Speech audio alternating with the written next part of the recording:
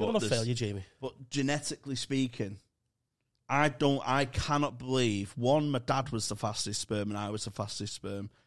I can't fathom it, what else is in our balls. Did you think you fucked her? I was in no state to fuck, but she fucked you. I could have made love. I once woke up on a mattress in a forest. Now we're going into World War III. You know, I really hope Zelensky wins and Ukraine wins, and I hope Zelensky quits politics, goes back into comedy, and does a world tour. Yeah, we've not had any. You're the first foreigner on. Okay, well, I just get fucked and I get paid. I'll die of alcoholism. Yeah. Because I've been trying to get to 7 days sober for like 8 months now, and it hasn't happened. I gamble a lot as well.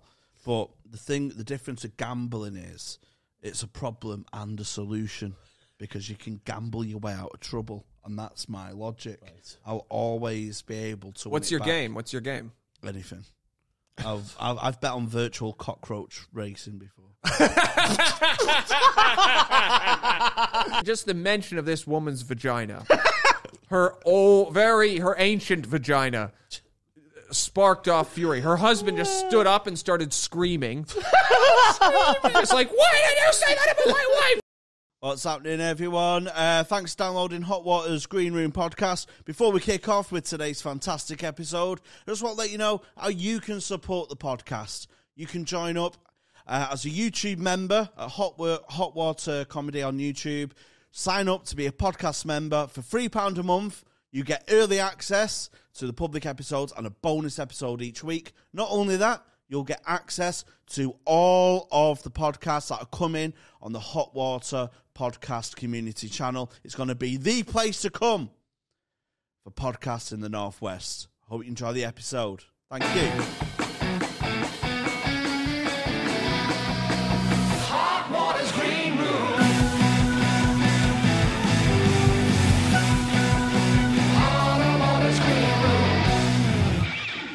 Hello, everyone. Welcome to Hot Water Green Rooms podcast with me, host Tony Carroll. And myself, Jamie Hutchinson. We've got a guest, Tony.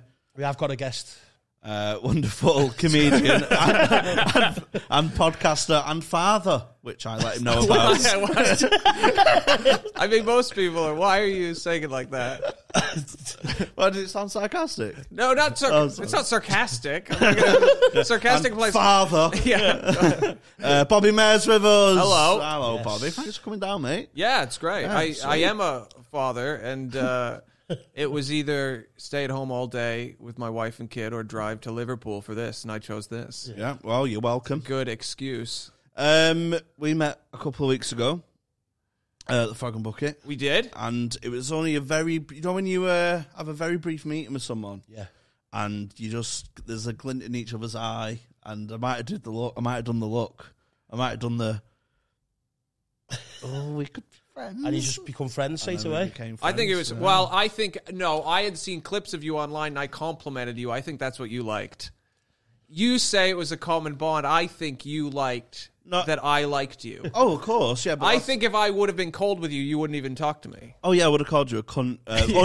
Only behind your back, though, like a real comedian would. We haven't met, though, Bobby, have we? No. So today's the day. Yeah, I'm Tony. I'm just a cool guy. He is a Cool very guy, cool just a chill guy. Nice to meet you. Very nice I've to meet heard very you. good things, though. That's good. Mainly good. from me. Especially about being a father. That I'm a father, yeah. Father, yeah. He changes nappies really good. Yeah. How old's your baby? Well, I won't get right you into just this. slid right in. 10 weeks old. 10 weeks. Oh, congratulations. Thank you. Oh, it's tricky at that age, isn't it? Are you going to have any kids, Jamie? What? You going to have any kids? Me? Yeah. No way, I'm ending my bloodline. It's a fucking disgrace. I mean, the fact that my wife wanted my genes made me think I shouldn't give them to her. Like, that's just, like, anybody who looks at, like, a pretty mentally ill man and is like, please, let's carry this on. Let's create a miserable... Like, our child's happy now. The kid's happy now. But, I mean, there's no way by the time she's 20, she's going to be all smiles. No. Two comedians is a toxic mix. Two anxious narcissists. Yeah. That's a toxic, because my granddad was a failure. I love you. My granddad was a failure. He failed. He was a lovely bloke. In what respect? He just like nearly broke into playing football and didn't quite make it. He was a roofer and fell off 7 roofs. It was just 7. Yeah. Oh yeah. Were there broken bones on each fall? Yeah, he was knackered. And then my dad, he's a failure. I'm a failure, but I've got a glint of getting out of it with this. But I'm not a failure, Jamie. But genetically speaking, I cannot believe, one, my dad was the fastest sperm and I was the fastest sperm. I can't fathom it. What else is in our balls? That You've got some good traits, like. I've got some good traits, but it's learned. And in a psychopathic By way. watching less failing men. Yeah. I looked up to you, for example. That's really, after our brief meeting, you thought, I love this man. I love you, Bobby. He has attachment issues, that's what it is. Oh, yeah. I get it. I get very attached very easily. Okay. But I never announce my attachments. I just do it from afar and then make up the relationship in my head. So in my head, I'll go, "Oh, you've taken me under your wing, and you've carried me through the threshold, carried me through the threshold." What a fantasy! Yeah. It's been well covered on the podcast, on our podcast. My sort of imagination, I let it run away with myself because when I was growing up, I didn't think kids deserved my company. So I was a lone wolf, but through choice. Okay. Do you know what I mean? I was like, I don't think you're on my wavelength, and then I'd look up to older kids and go, oh, I'm on their wavelength, but I'm too shy to ask them to be in their group or their social group. So I just make it up in my head that I'm their friend, and then act out scenarios. So I've done that with you a little bit. What have we done together? We've What are we doing in your mind? You don't want to know, Bobby. I just have to please shoot higher. I can't be the upper echelons of your fantasy life. That's such it's achievable. It's so achievable. I hang out with anyone that wants to hang out with me.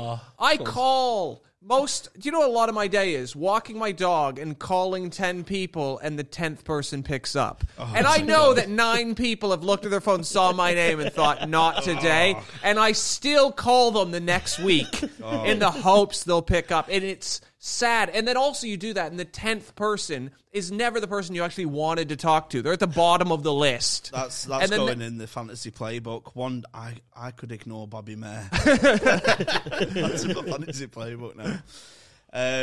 You have your own podcast, mate? I do have my own podcast. What's the year? Is that what it's called? Guess the year? For someone who wants to be my best friend. No, it doesn't matter. It doesn't matter. What is it called? I'm teasing you. The podcast is called The Year Is. The Year Is. And it's a podcast where every episode, me and my sometimes best friend, Red Richardson, also a comedian, we do a deep dive into a year in history and just talk about the most... It's just a way to tell stories, because every year, in recorded history, there's a bunch of crazy things that have happened. Has there ever been a shit year where you've picked and thought and not much went on there? Fucking hell, well, we just don't pick them. Yeah. We just think... To be fair, though, there's always something happening, isn't he? Yeah, there's always a war. Look at this one already. Or an invention. Look at this year already. Yeah, this year. I mean? Already. It'd be a pretty good year. After the last 2 years of a pandemic, now we're going into World War III. I really hope Zelensky wins and Ukraine wins, and I hope... Zelensky quits politics, goes back into comedy, and does a world tour. Oh my god! Because that would be amazing. Was he a comedian? Was he? Yeah. He was a. You don't know this. He was an actor and comedian, and on television, he was in a TV show where he played someone who became president of a corrupt Ukraine and tried to clean it up. People watched that show, liked him so much, he ran for president and became president, and now he's in a bunker fighting Putin. Just look what we can achieve. I know. That's like Peter Capaldi in the thick of it, being the chief spin doctor or something in real life. Yeah, he becomes Alistair Campbell. That's class, mate. So, do you have a favourite year? Do you have a favourite year of events?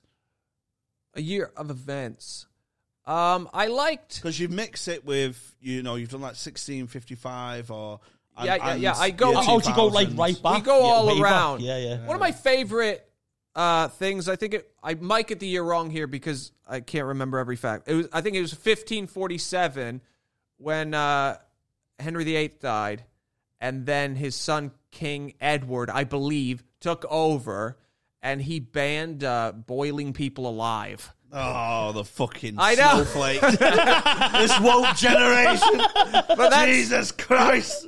But we were just talking about it. There must be, that means at that time, it's no decision comes without people disagreeing with it. So there must have been people who are like, well, we actually really like boiling people alive. Do you think, because we've discussed many times how I get a bath, because I'm very much frog-like, I get into a cold bath and then fill it up with warm water to get used to the temperature. Do you think that's how they did it, or do you think they just chucked them in? I think they just got it to set to boil and just lashed them in. I think they put them in a cold one and then it slowly heats up, so it's a long. That's sick and now, that isn't it? means you die with wrinkly fingers. So the worst, that feeling when you're in a bath, that gross feeling when you're in a bath and you take your hand out of the water and they're all wrinkly and you're like, oh, I have to get out. They had to have that feeling and then burn to death in water. That's two horrible just watching feelings. them wrinkle. However, about 45 minutes before they die, they must think this is so relaxing. Yeah, there is a sweet Must have been spot a sweet spot on the way. At least I'll be clean. where you're just in a hot tub.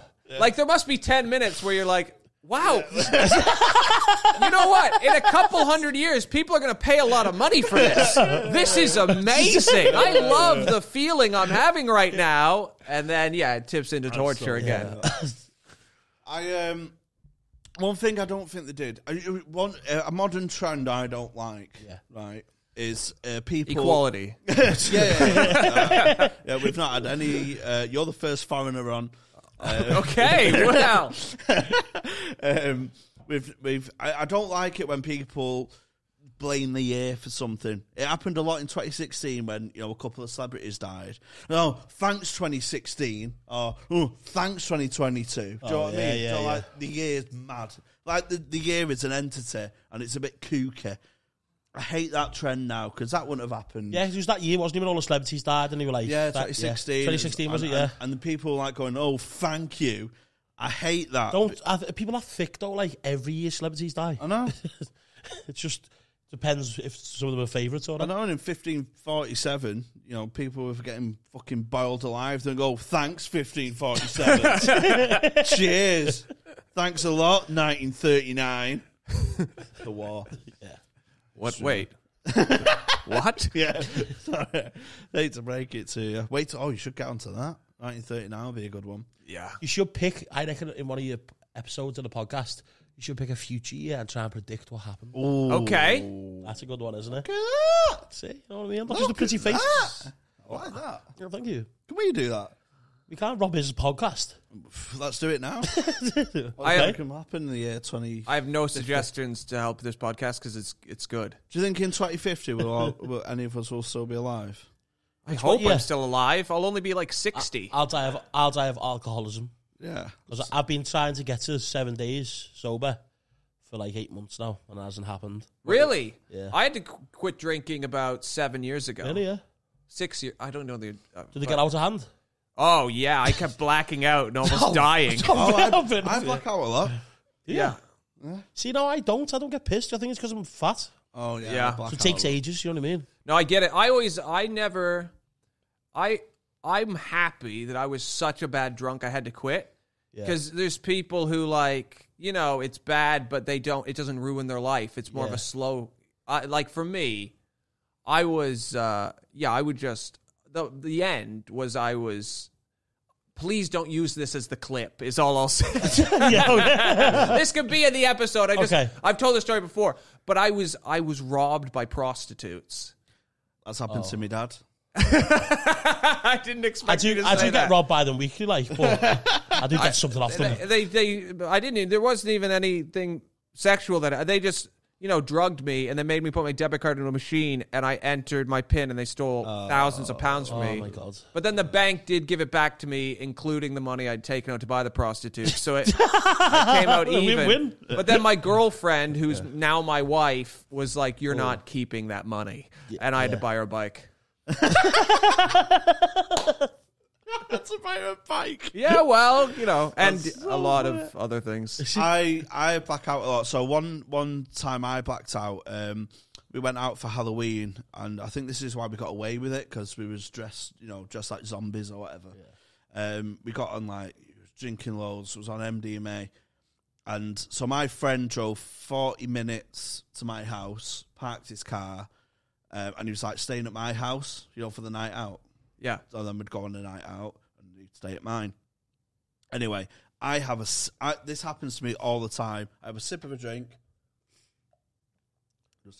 Showing you what a sip of a drink is. What is a sip of a drink? That was a gulp. Thank you for explaining that to me. For audio listeners, I just demonstrated a sip of a drink. So I had a sip of a drink. I have a sip of a drink and I just wake up. And lose 12 hours, 10 hours all the time. Yeah, blackout all the time. That's scary, that. I've blacked out mid-conversation with a mate, putting a key of Coke to my nose, and I've been in conversation with him. I've just come round, how the fuck am I back in my kitchen? I don't remember getting it. So just stuff like that. Anyway, this one night, Halloween, we go to 42's, like an indie club in Manchester, and I have a sip of a drink, and I wake up back in my friend's girlfriend's bed. Is she there? No. Okay, well, that's good. On my own. Yeah. Oh my God. Thanks, 2012.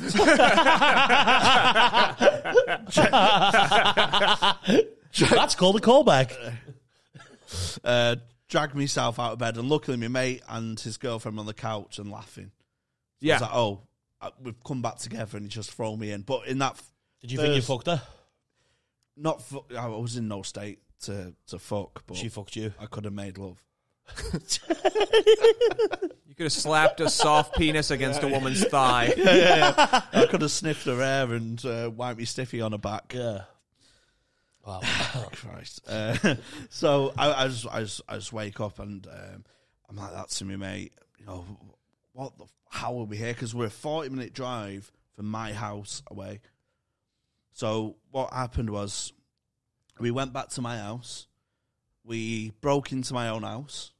Okay. And then his car, I went, we need somewhere to stay.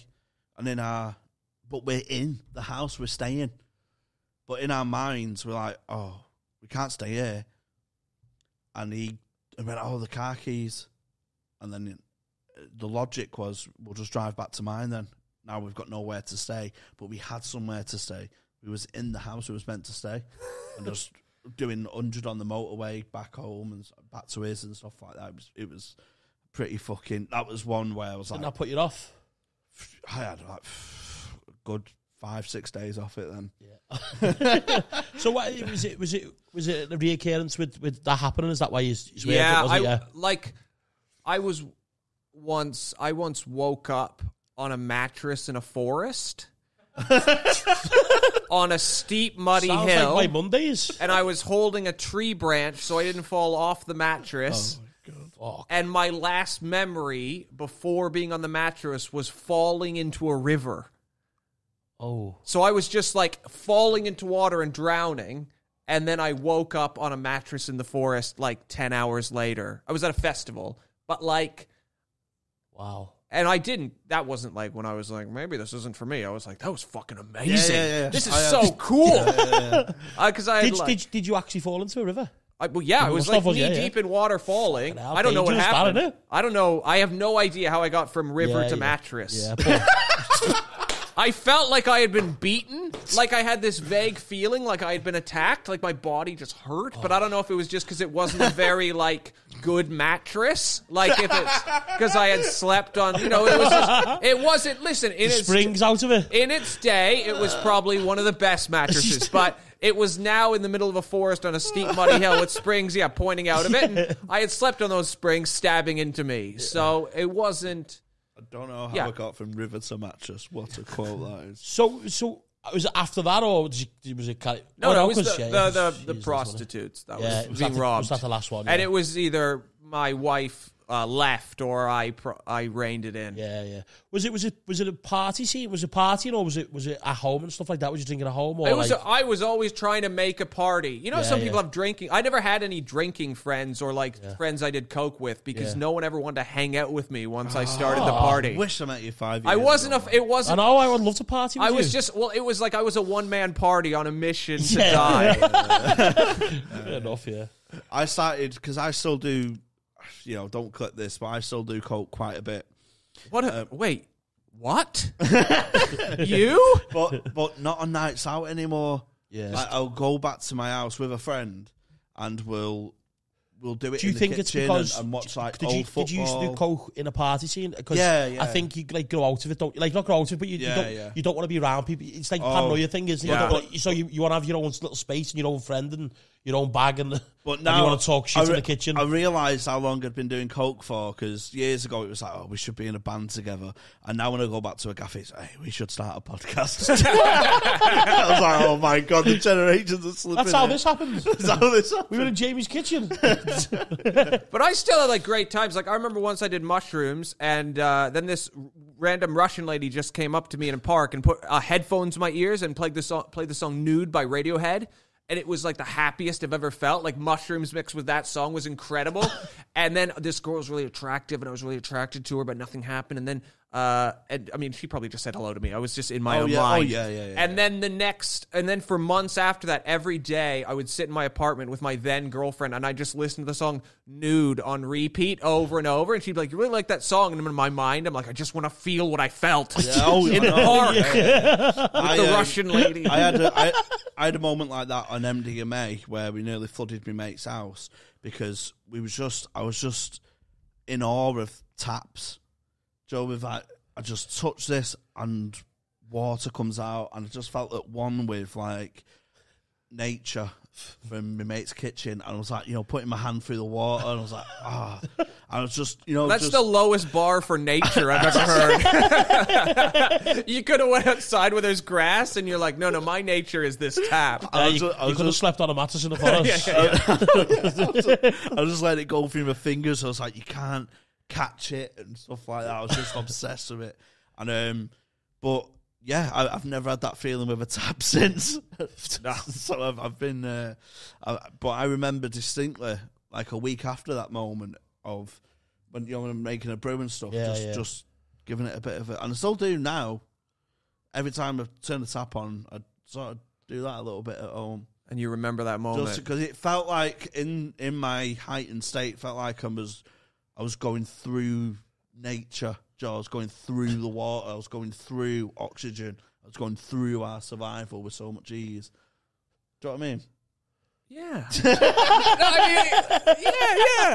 Yeah, it's a real logical thing you're saying, of course. So wait, why do you want to quit drinking? Because health-wise. Yeah? I think I've just hit 30 October last year, and ever since then I was just thinking, it's like it's that age of just being like 20s a party and hit 30 and it's time take a little back step and look after health. Otherwise, not going to be around for a long time, am I? Yeah. That's depressing. When I was, but also, what is the perfect life? Like, why do we have to live it that way? You know what I mean? Yeah. Like, if I'm enjoying what I'm doing, when it's my time to go with a bottle of fucking whiskey in my hand, then that's when I'm happy. Or is that just an excuse? Or I got a problem? That's so knackered. I just said, but also to see what you'd say. I said, but also, and then you're like, yeah, I'll defend it now. Yeah. No, some people when they quit drinking are so boring. You know what I mean? Like, I think I just don't drink, but I'm like, if other people have a good I'm time, a better person drunk. I mean, I don't know. These are all things you hear when someone's in like their first AA meeting. No, but maybe you are. I don't fucking know. Should we do a pod special? Where me and you check into A&A. Oh, what, with GoPros on? Yeah. We'll record it. I don't know, because there must be some good stories. I know, but also as well, I don't want to take the piss out of people who have got problems. No, so mine's not a problem. No, it's just in the way. Well, it's like I have a gambling. I gamble a lot as well, but the difference with gambling is it's a problem and a solution because you can gamble your way out of trouble, and that's my logic. Right. I'll always be able to. What's your game? What's your game? Anything. I've bet on virtual cockroach racing before. Is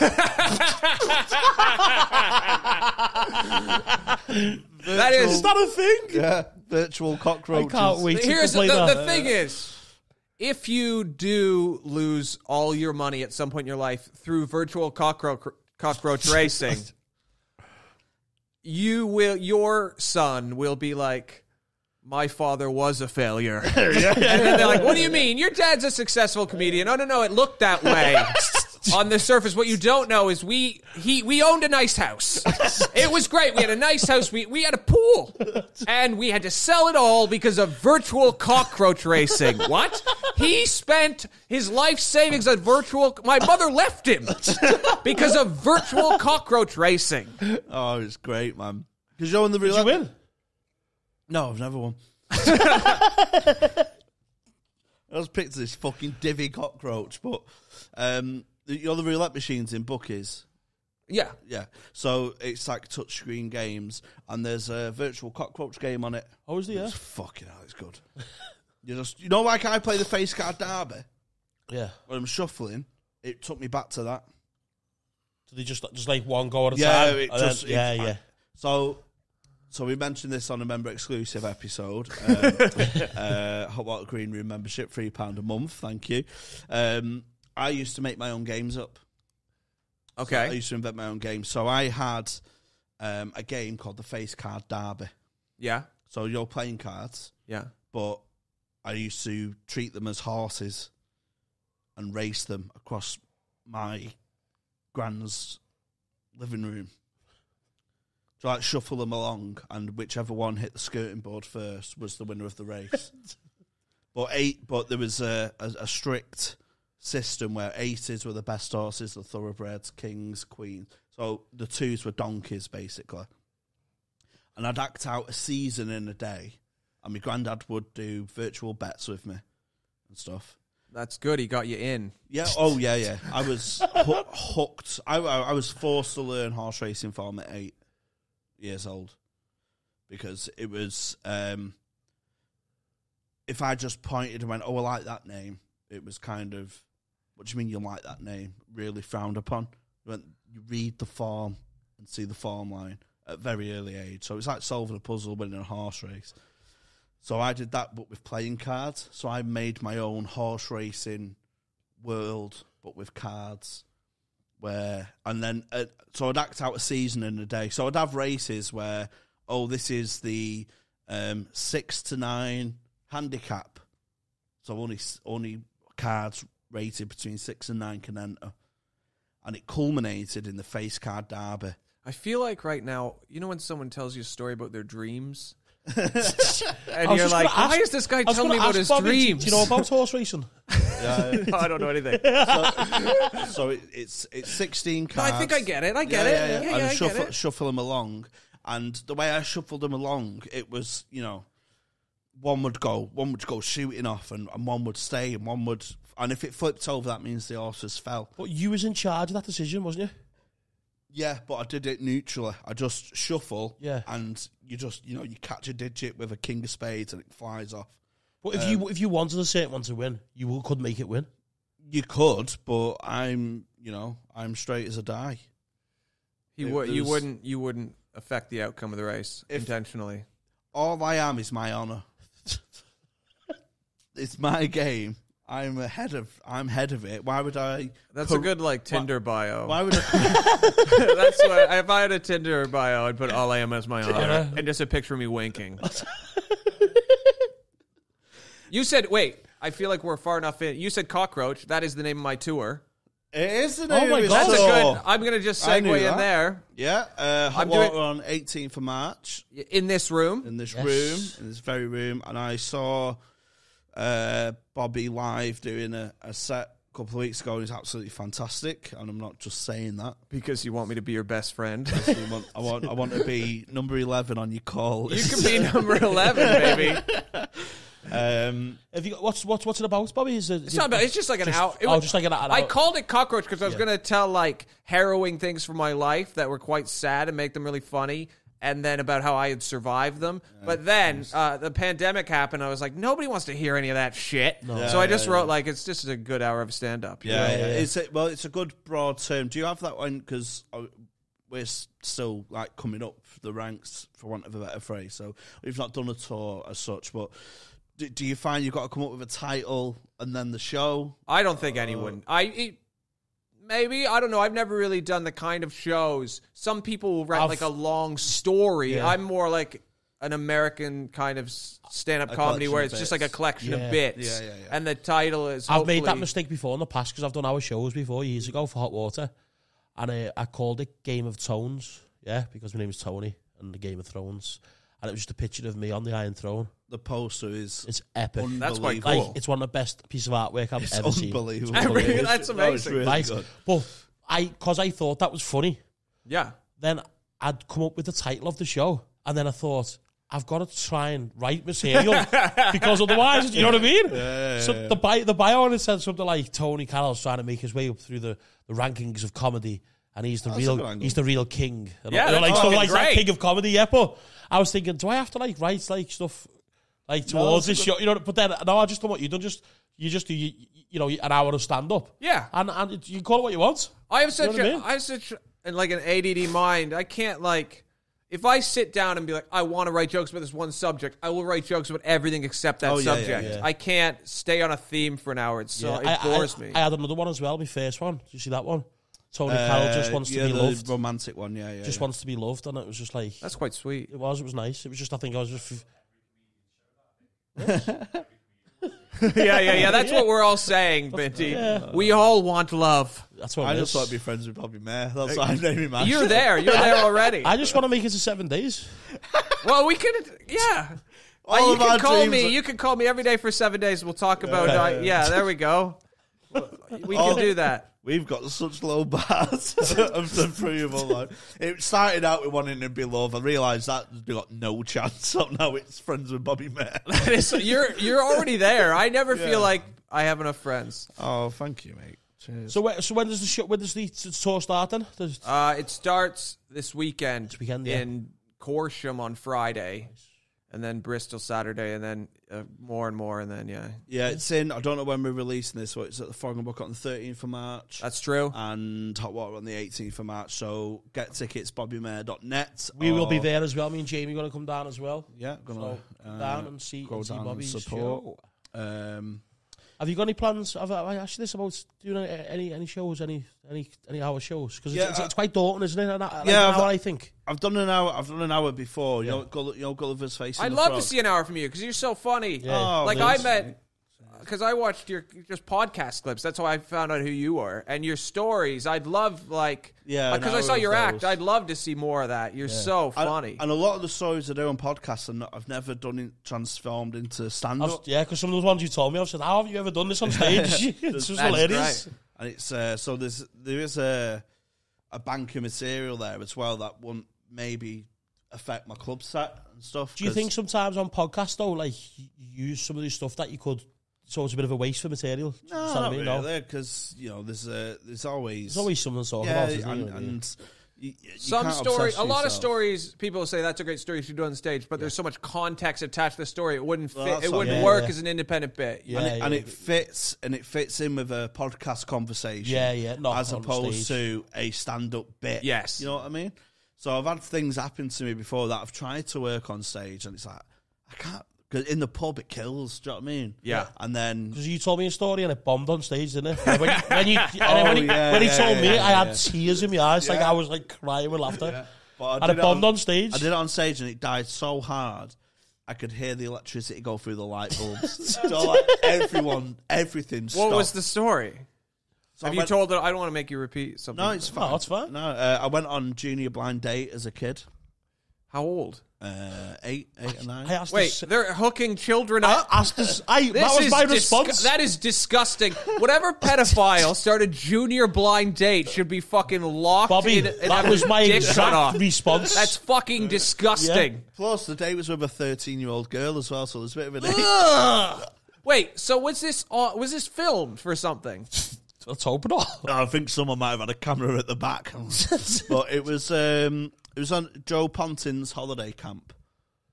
Do you know like a caravan park? Yeah. Yes, and sure. they have like entertainment on the caravan park. So that's what it was. We never went on abroad on holiday. It was always, No, I understand that. Blackpool, Yeah. North Wales, whatever. And we had a plate spinning contest in the morning Sure. for the kids, and I got to the quarterfinals, got knocked out. Quarterfinals. I got knocked out because I was under the aircon. That's not fair, though. Fuck off. To be fair, that's not fair. That you're trying to spin a plate with a wind coming from the sky. That's what I mean. Nobody's ever spun a plate with wind pushing the center of gravity down onto your finger. You're a fucking liar. That's an impossible task. To be fair to him, the best. You wouldn't see. I genuinely think the best plate spinners in the world couldn't compete with an air conditioner. No, so this girl who she looked like a cent and a half. God bless her. But I probably know what a cent and a half is. Like a bigger lady, A dinner lady. a dinner lady. I linked in ladies with sex quite a lot. So this 13-year-old, she won the plate spinning. So the organizer said, "No, just come in this back room. We'll tell you your prize." She had big arms.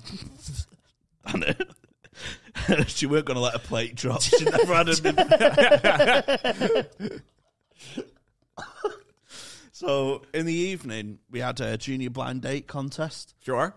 So they got the blue card. I was a really shy kid. Yeah. I mean, if I was at my grandmother's house, and my cousins came round, I used to hide behind the couch, because I didn't want to interact with anyone. And partly But shy. at this time you were 9, right? Yeah. But it makes sense for a 9-year-old to not know how to, go on dates and fuck because they're 9.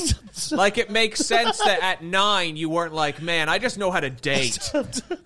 I know how to date and fuck, That's logical because you're a child, a prepubescent, non-sexual being. And then what they did was they were like, hey, do you want to try to fuck? Like, that's so weird. But so they offered it out for volunteers. Yeah. We need contestants for blind date. And my mum used to always forcibly try and bring me out of my shell. Sure. So one time, for example, I was cast as the snowman in the nativity, and I got backstage fright. And my mum just went, if you don't go on stage, I'm going to batter you. So I had to go on stage. So I felt a social pressure. I'll put my hand up, but I won't get picked. Okay. Subsequently, I get picked. So I'm like, oh my God, this is awful. And I'm contestant number 2. Okay. So this moose is asking questions behind the barrier. Mm-hmm. And contestant number 1 gets all the good answers. Do you know what I mean? He has first go at the thing. Do you remember how old that contestant was? 10, 11. Yeah, sure. Yeah. A bit older though. Yeah, a bit intimidating. Oh, but he was more life experience. Oh, Yeah. he was good looking as well. Yeah. He was smooth. So the date was to go on a picnic with this girl. It's fucked up, isn't it? Yeah. So her question, an example question was, what would you bring to the picnic as a surprise? And contestant number 1, you go, well, I'd bring some sweets, but nothing's as sweet as you. And it's like, the audience like, cute little thing. And she went, and same to you, contestant number 2, what would you bring to the date? And I'd go, probably some crisp. And the second question was, I'm into such and such. What are you into? What's your hobbies? And contestant number 1 was like, I'm actually a blue belt in karate. I can break a plank of wood with my hand, but I'd never break your heart. And then she went, contestant number 2, what are you into? And I went, well, I'm really into crisps at the moment. So you just seem like a child obsessed with crisps. And then people are laughing at me for saying crisp again. Not getting the... I can't think of a double entendre for, picnic snacks at the moment on the cuff. Do you know what I mean? I've never been good at improv. So and then I'm panicking, and then every other word that came out of my mouth was crisp. And I'm sweating, and I'm got tears in my eyes, really embarrassed. And, and then we could, eat some crisp. And what flavours do you... I mix 2 flavours in one bowl, and crisp, and everything I said was crisp. Every third word was crisp. And then I finished second. I finished runner-up to contestant number 1. Fuck knows what contestant number 3 was. What were they up to? Fuck knows what he did. I killed my parents, but I'm too young to be prosecuted. I woke up Don't worry. I woke up on a mattress in the woods. Yeah. I got to keep the house, though. So you can come over to mine and stay. And then we... there's contestant number 3, and they give a kiss on the cheek. Contestant number 2, and you have to give a girl a kiss on the cheek. I've never kissed a girl before. Wait, so there's an adult who's orchestrated a scenario where he's making children kiss each other. Yeah. That's so weird. Yeah. Ugh. And but because she was so tall, I had to get on the chair to give her a peck on the cheek. Because I was a really small kid, and I was stood on this chair, went blood red, started crying. Ran off. It's so funny because it was so painful. ran off stage, and my mum sat on a table of just a table full of drinks and stuff. So I hid under my mum's table, and that's my defense thing, because I used to hide behind couches, hide under tables. I was just hugging the table leg. I was like, this is sanctuary. And this Ponting's Blue Coat, they're all like failed comics and and just fresh out of drama school kind of guys, like 2021. And he goes, oh, where is he? My mum's beside herself with joy at my crippling anxiety and humiliation. She goes, he's under here. And he comes down with radio mic. He's like, what's the matter, Jamie? What's the matter? Why are you under the table? And I went, I'm just eating some crisps.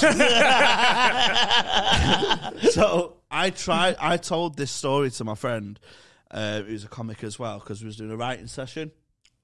And he went, hey, you should do that on stage, Oh, they always say, yeah, you should. Yeah. That's good. That's going to work. And you're like, I don't feel like it will. I don't think it is, So I went to Sheffield open mic night, and it was a mixed bill, poetry, stand-up, sure, all that kind of stuff, real student crowd.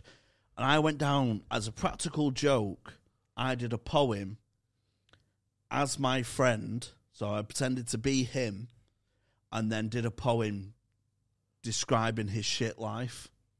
Okay. But doing it in a real, artiste way. Yeah. Do you know what I mean? And it was really well received. People looking for metaphors that weren't really there. And do you know what I mean? It was like a studenty crowd, and like, oh my God, I can see what he's doing there. Slam poetry. Yeah, the roulette analogy is the gamble of life. And there was that, trying to dissect what I'm saying, where I'm just taking the piss out of my friend. So I've ripped it in the poetry section as someone else. And then go to the guy who went, oh, can I do 5 minutes of stand-up as well? Because I'm a stand-up.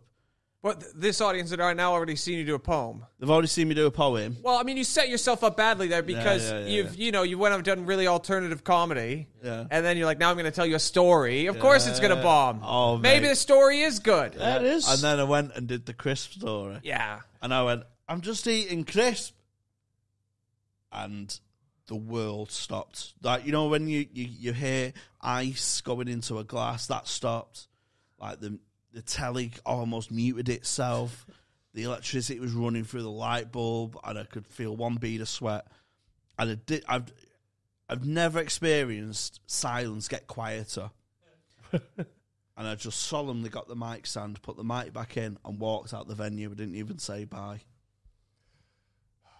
But I'm never doing that. I'm never doing that on stage. I like when an audience hates, like, I don't like, but like when an audience really just hates me, it really sticks in your memory, doesn't it? Like it's there. I once did a gig in Whitstable, and there was, it was like an older audience, and there's this family, 3 generations in the front row. So it's 2 90-year-olds, 2 70-year-olds, wow, and 2 50-year-olds. Wow, when you said that, I thought 50, 30 no, teenager. 90, 70, wow. 50.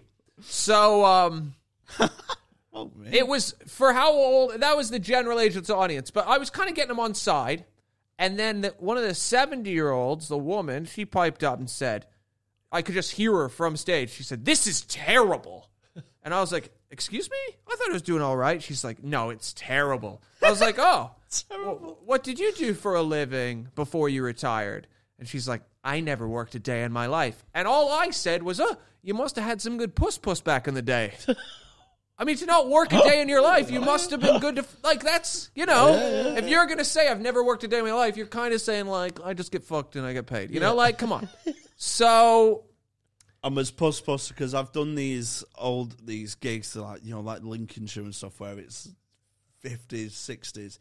Anything remotely vulgar kind of just... So this, just the mention of this woman's vagina, her ancient vagina, sparked off fury. Her husband just stood up and started screaming. It's like, "Why did you say that about my wife?" He didn't want to attack me, just to scream at me. And then they all decide to leave and walk out. But they're 90, 70, and 50. So for the 6 of them to walk out, it took the rest of my set. Oh, my and then I couldn't let it go. And I was like, I'm just arguing with them while they leave. And then the rest of the audience is like, "Just move on." And I was like, "Don't fucking tell me what to do." So now I'm fighting with a whole room full of people. And eventually the promoter had to take me out the back because... Oh, no, he took me through the audience, actually. And I was just like, fuck you. Like, I just... Once I get angry, I can't cool down. And I just... I almost fought a bunch of old people. Oh, my God. Have you ever been... I got started on stage, like, squared up to. Oh, yeah. When I was, like, 8 months in. So I... Oh, my God, this gives me the fear. Not because of what happened... but because I did a corporate for like 30 quid, but not knowing any difference. Not worse. So I did, Barclays have a big Barclays Centre in Knutsford, you know, in Cheshire. Yeah. Fucking, it's unbelievable. This complex is unbelievable. It's a good bank. It's wow. It's I know banks, and this is a good bank. Mate, it's like, you know, an American high school in the films. It's got, you know, fucking... oceans of football pitches, and it's got fucking acres of swimming pool and stuff. Just a mass complex, basically. So everyone in the area works there, you know. And we're doing their black tie awards dinner, right? And my mate worked there, and so he booked 4 of us, 4 open spots. I would have been a year in, max. Okay. Right? And what happened was no one knew how to run a gig. So I went, "Oh, we'll have comedy on." Yeah, sure. Like, yeah, we'll just play it by ear. And a comic was on stage. So there's 5 of us doing 10 minutes each. And the other 4 had to sit on stage on stools. So it was a bit like Westlife, you know, just getting up to do our solo. It's fucking horrific, mate. So they're all in black ties. And I went on. And I had this joke when I was really early on. It's about Warrington being the Gooch of the Northwest. Oh, yeah. So in between Manchester and Liverpool. So, Mancunians, they're like the dicks of the Northwest, Liverpool, the arseholes of the Northwest, which makes Warrington the Gooch. That was a joke, but it insults both Manchester and Liverpool. Yeah. This guy's only heard Liverpool are arseholes, and in my Manc accent is thinking He didn't like that. Yeah, but I'm having a go at both of us. Yeah. Just basically saying the rivalry is stupid when Warrington's in the middle. Yeah. You don't need to explain it. The joke explains itself. Yeah. Oh, yeah. It's a great joke. Oh, it had layers. We really got it. We got it. I like that you said the most basic joke I've ever heard, and then you explained we really broke it down for us, because it's like, what if we didn't understand the subtleties of your Warrington is the Gooch of the North joke? It had layers. Right? It's art. I had layers. It's art. And this, like, full on this, and I used to do it in a proper overconfident sort of Liam Gallagher-esque caricature, proper overconfident stage presence. And he'd come on this Scouse lad and squared up to me, and I'm like, I'm fucking bricking it here, but I can't break persona. So how big was he compared to you? He would have beat me in a fight, definitely. Yeah. Similar size and everything, but I'm just a shithouse. And I waited until he was getting dragged out, so I was giving him shit back. But I was. That's like, a great feeling. I was shaking, lapping it. How did the rest of the gig go?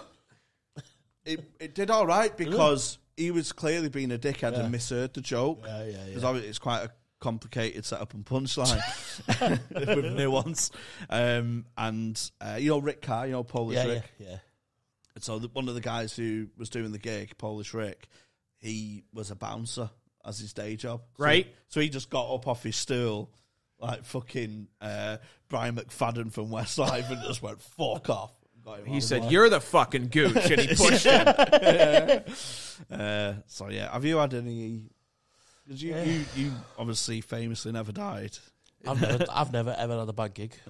Just roof job after roof job after roof job. I wish that emotionally, I wish I had that. Every gig I do, I'm like, this is horrible. Yeah. I was horrible. I've had some fucking rough ones like to start. Like I've done a gig in Warrington. And there was 6 people there and a dog. Oh. But to be fair, what I liked about myself when I was earlier on, I wouldn't take it to heart. I just fuck about. Yeah. So because what's the point?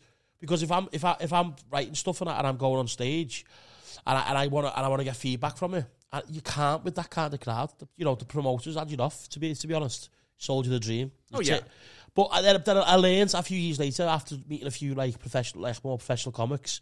They said, don't ever do that. Like just keep your models and still do your stuff, because if one person's paying, you know what I mean. So, but me at the start, I used to just take the piss. I just go on and do just like improv stuff. You know what I mean? Just fuck about. Yeah. But then I got told like years later, just be like try and be a bit more professional and just do your sets, and try and do it. But have you ever invited any aggression? No, never.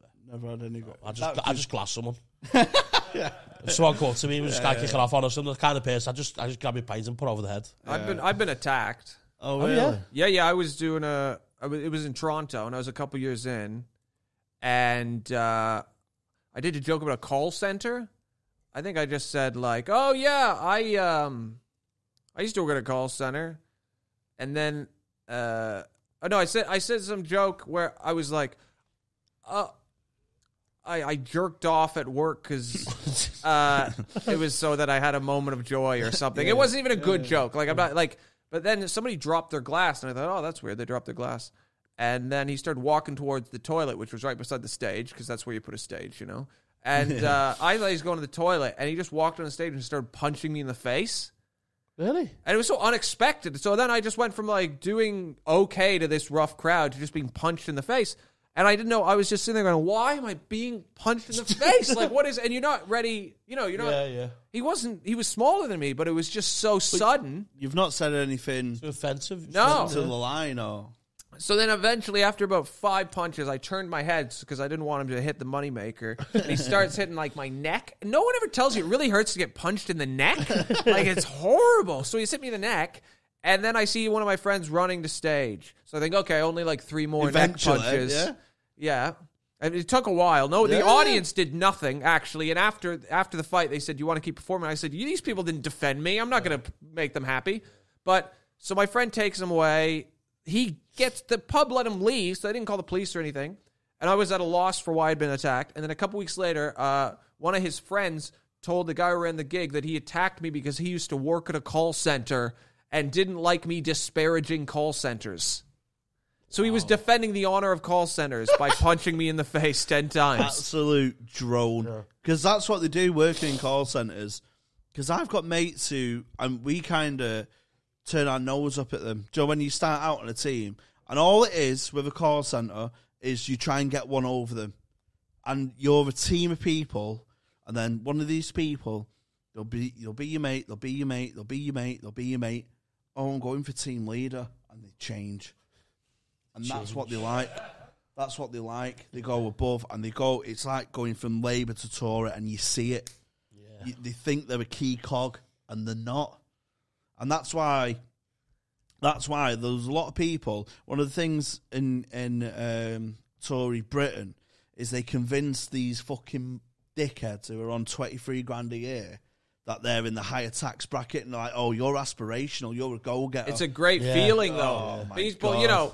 I think poor annoying. people who are Tories, what they get out of that is the feeling of like, I'm doing it myself. It's all going to work out for me. And it's like, it's not, but it must feel amazing. Yeah. And they have this faux, just stepping up to being team leader and stuff, where you're this. Yeah. And the CEO's at the roof. It's that far away. Of course. You're an eyelash thickness, pay grade wise, and importance You're a wise. fucking gooch. You are a gooch, but it plays into this egocentric. I've watched Wolf of Wall Street, and I'm a go getter, and you're not. I think that's because if they live in a poor area and they see the other side, it's like they want it, isn't it? That's what I mean. Like they want to be like that, but they're never going to be. Yeah, I mean, if you set up on your own and you do your own thing, fair enough. But when you're just a tiny little cog in a multi-billion-pound company, and then you fucking play it the big, and it does my fucking. Like, imagine working your whole life somewhere where if you died, the people you spent 8 hours a day with wouldn't even be sad. Oh, yeah. Like, they have to feign sadness for 10 minutes at the beginning of a meeting, and then you're never thought of again. And that's where you're spending a third of your life. Yeah, you're half a slide in the presentation. That's it. Tony's dead. Next. I fucking hate that. How did you find juggling stand-up with work? Because I've just gone full time, and it was working 40 hours a week and then doing 3 or 4 gigs a week. How did you find that when you were starting out? I would always just work enough to get enough money and then quit the job. So I never had like the same job for more than a couple months.